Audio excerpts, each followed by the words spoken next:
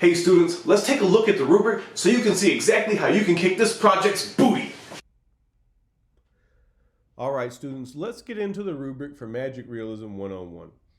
In this project, you have three different sections. There's a reading section, there's a research and presentation section, and then there's a writing section. So the rubrics reflect those different sections.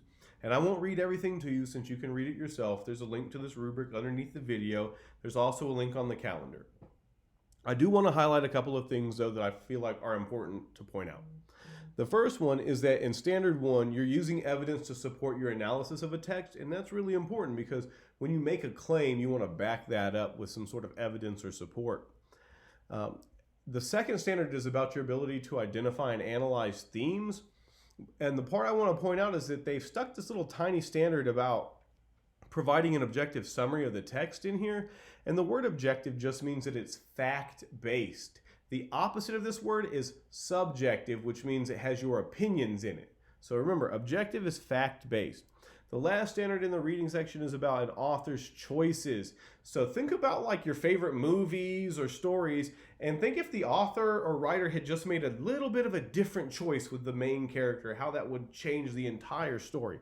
So a lot of times choices are done on purpose by authors so that they have a certain effect.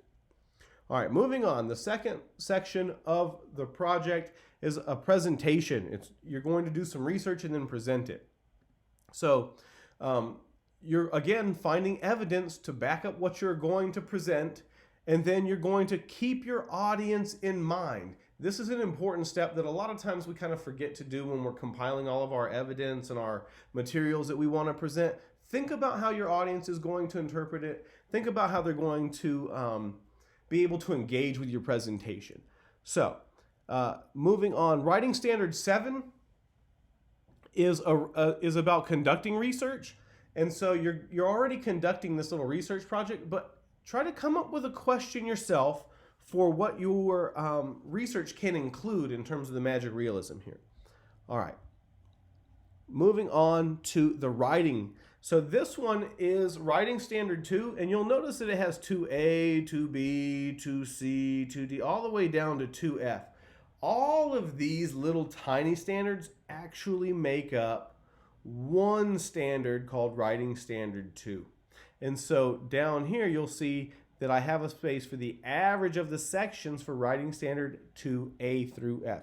Now, if I were your teacher, I would average those, and you would actually just get 1 grade for all of writing standard 2, and I would just kind of count up what you got and then divide it by the number of letters there are there, and then give you your score, all right?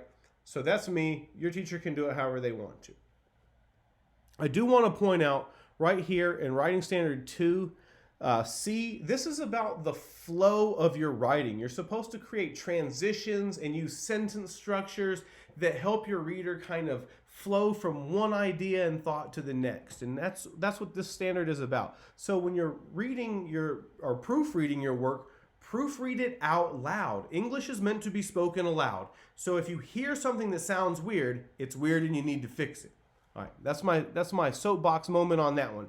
Writing standard 6 is about using technology to work on and publish some of your writing products. So I encourage you, create a blog, publish your writing out there. Put a link underneath the video somewhere here in this unit, and I'll take a look at what you've done. So that's your rubric. Enjoy it, use it. See you in the next video.